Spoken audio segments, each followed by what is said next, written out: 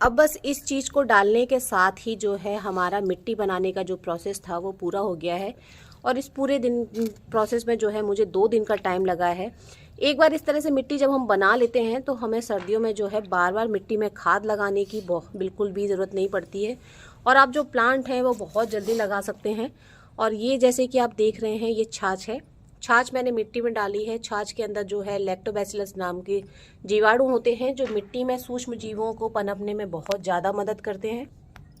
जब आप मिट्टी बनाते हैं तो इस तरीके से जब आप छाछ का इस्तेमाल करते हैं, जो आपकी मिट्टी है वो बहुत ज़्यादा जल्दी बन जाती है। और इसमें जो है खादें लगाने की ज़रूरत हमें क्यों कम पड़ती है, क्योंकि हमने सर्दियों के लिए जो मिट्टी बनाई है उसमें हमने कुछ खास चीज़ें डाली हैं, जो कि आपको पूरा वीडियो देखने के साथ पता चलेगा। तो बिना किसी देर के वीडियो देखिए पूरा और जानिए किस तरह से सर्दियों की मिट्टी बनाए, जिससे जब आप गार्डन में प्लांट्स लगाएंगे तो आपको उनमें ज़्यादा ग्रोथ अच्छी देखने के लिए मिलेगी और बार बार खाद लगाने की ज़रूरत नहीं पड़ेगी। और आपके प्लांट जो हैं बहुत ही ज़्यादा हेल्दी तरीके से बड़े होंगे। और ये तरीका आपको कैसा लगा वो भी मुझे ज़रूर बताइएगा, क्योंकि मैं सर्दियों में यही तरीका मिट्टी बनाने के लिए यूज़ करती हूँ। तो चैनल पर अगर पहली बार आए हैं तो चैनल को सब्सक्राइब करना और वीडियो को लाइक करना बिल्कुल भी मत भूलिए। तो हम देख लेते हैं कि हमारे हेल्दी प्लांट्स के लिए जो मिट्टी है, मिट्टी बनाने का प्रोसेस कैसा है और इसे हमें किस तरीके से बनाना है। फ्रेंड्स, हम जो है मिट्टी को रिचार्ज कर रहे हैं, पुरानी मिट्टी को जिस तरीके से रिचार्ज करते हैं। तो आप देखिए सारी मिट्टी जो है, जितने भी ग्रो बैग्स थे, जितने भी गमले थे, सारे के सारे पहले खाली कर दिए हैं। और खाली करने के बाद में देखिए ये जो पॉट हैं या ग्रो बैग्स हैं, इन सबको भी धूप लगा दी अच्छे से, जिससे अगर इनमें कोई रोग या कोई बीमारी हो इनकी मिट्टी में तो वो ख़त्म हो जाए। यही मेन मकसद होता है कि मिट्टी के अंदर किसी भी तरह का रोग नहीं होना चाहिए। उसके बाद में अभी जो मैं आपको चीज़ दिखा रही हूँ उसको आप ध्यान से देखिए। ये जो है वर्मी कंपोस्ट है हमारा, और ये बिल्कुल फ्री का वर्मी कंपोस्ट है, जो कि एक जगह से हम लेकर आए हैं, क्योंकि वहाँ पे बहुत सारी गाय और भैंसें हैं। और आप देखिए कितनी अच्छी क्वालिटी का, और ये जो है मुझे बिल्कुल फ्री मिला है। और ये मैं आपको बहुत अच्छी क्वालिटी का इसलिए बोल रही हूँ क्योंकि आप देखिए एकदम ब्लैक कलर का है, उसमें जो है बहुत ही अच्छे बड़े बड़े जो है केंचुए हैं। और जब ये हमारी मिट्टी के साथ में मिक्स हो जाएंगे तो आप ये सोचिए कि ये मिट्टी को कितना ज़्यादा उपजाऊ बनाने वाले हैं। एक अच्छे वर्मी कंपोस्ट की जो पहचान होती है वो ये होती है कि ये एकदम ब्लैक कलर का होता है, हल्का होता है, भुरभुरा होता है, इसके अंदर नमी होती है और इसके अंदर से जो बदबू है वो तो बिल्कुल भी नहीं आती है। तो ये एक अच्छे वर्मी कंपोस्ट की पहचान होती है। और पिछले वीडियो में मैंने भी आपको दिखाया था कि गोबर से या कंडे से हम किस तरीके से वर्मी कंपोस्ट बना सकते हैं। तो इसको मैं अपनी मिट्टी में मिक्स कर रही हूँ और इसमें बाकी की चीज़ें डालूँगी। लेकिन क्योंकि ये सर्दियों के लिए हम मिट्टी बना रहे हैं तो बाकी टाइम पे जब मिट्टी बनाते हैं तो इसमें वो एक चीज़ नहीं मिलाती हूँ जो कि इस बार मिलाने वाली हूँ। इस बार हम सर्दियों के लिए, सब्जी के लिए और फूल वाले पौधों के लिए जो है मिट्टी बना रहे हैं। तो इसमें जो है एक स्पेशल चीज़ डालेंगे जो कि हम बारिश में या गर्मियों में अपनी मिट्टी में नहीं डालते हैं।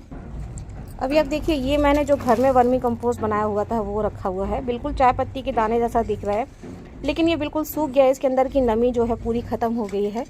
तो अगर ऐसा आपका वर्मी कंपोस्ट हो जाता है तो परेशान बिल्कुल नहीं होना है। इसमें आप थोड़ा सा मॉइस्चर ऐड कर दीजिए, थोड़ा सा पानी छिड़क दीजिए, ये फिर से सही हो जाएगा। इसको भी जो है हम अपनी मिट्टी में डाल दे रहे हैं।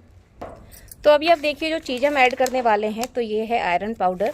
और इन सब की क्वांटिटी मैं आपको बता दूं कि अगर आप एक गमले में डाल रहे हैं तो आयरन पाउडर जो है 1 चम्मच डालना है।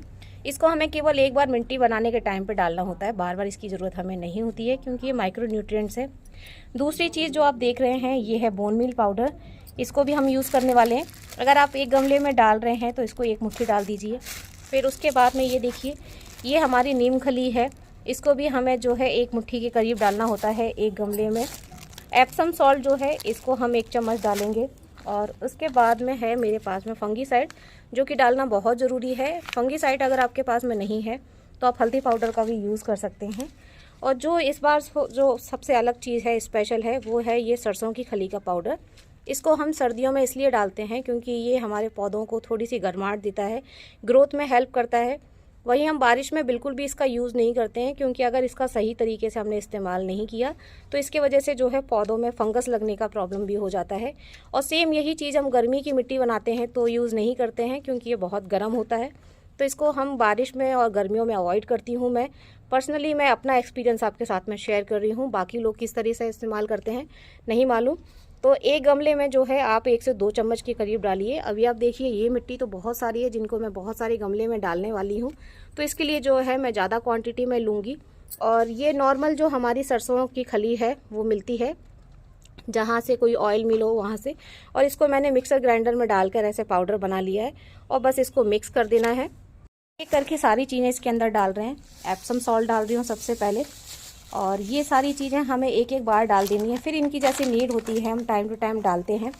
ये हमने आयरन डस्ट पाउडर डाल दिया। ये काफ़ी महंगा मिलता है हमें मार्केट में, और लेकिन प्रॉब्लम ये है कि इसको हमें बार बार यूज़ नहीं करना होता, एक ही बार यूज़ करना है, तो बहुत अच्छा है। इसके बाद में ये है हमारा, जैसे मैंने आपको बताया, बोन मील पाउडर है ये। इसके बाद मैं आपको एक चीज़ और बताऊँगी, जिससे कि जो ये ग्रो बैग्स की मिट्टी है ये बहुत जल्दी आपकी जो है बन के तैयार हो जाएगी। ये हमने नीम खली पाउडर डाल दी है, और इसके बाद हम फंगीसाइड डाल देंगे इसमें और इस मिट्टी को मिक्स कर देंगे। क्योंकि जब भी हमें कोई प्लांट लगाना होता है तो कोशिश ये करते हैं कि 10 से 12 दिन पहले जो है मिट्टी बनकर तैयार हो जाए, जिससे हम इसमें जो भी चीज़ें डाल रहे हैं वो अच्छे से हमारे प्लांट की मिट्टी जो है उसमें मिक्स हो जाए। तो हमारे घर में ही रखी हुई एक चीज़ हम इस ग्रो बैग की मिट्टी में मिक्स कर देंगे, जिससे कि हमारा जो ग्रो बैग है 102 दिन के अंदर ही जो है तैयार हो जाएगा। जिससे आपको जो नए प्लांट्स लगाने हैं आप नए प्लांट्स इस मिट्टी में लगा पाएंगे और आपको ज़्यादा टाइम भी नहीं लगेगा। अब ये हमारी जितनी भी मिट्टी है इस सबको हम जो हमने चीज़ें डाली हैं उसके अंदर हम इन सारी चीज़ों को अच्छे से मिक्स कर देंगे। और मिक्स करने के बाद में इस मिट्टी को जो है हमें अपने ग्रो बैग्स के अंदर फिल करके रख देना है, और कोशिश करना है कि कम से कम 4-5 दिन का वेट करें, उससे पहले इसमें प्लांट्स ना लगाएं, उसके बाद ही लगाएं।